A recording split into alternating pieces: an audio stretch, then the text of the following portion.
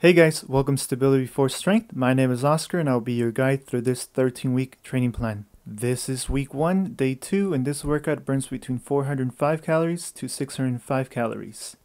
We are going to get started with a warm-up routine. Here's the list of all the drills we are going to perform. You can click on the link to start the warm-up and then come back to the video to continue.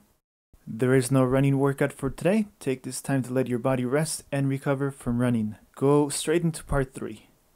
Part 3 of the training program is an upper body and posture exercise routine to help you build endurance and stability, which will help you decrease the chance of running injuries and help you run faster. Here's the list of all the exercises for today's workout routine.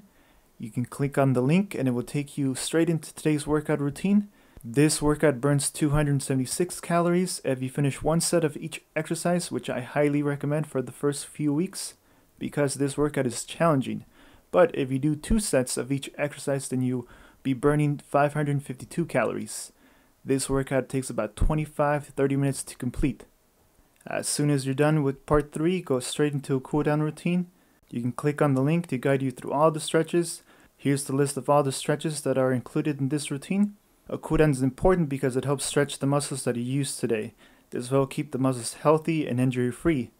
This cool down routine lasts about 5 to 10 minutes and burns between 71 to 142 calories. That's it for today.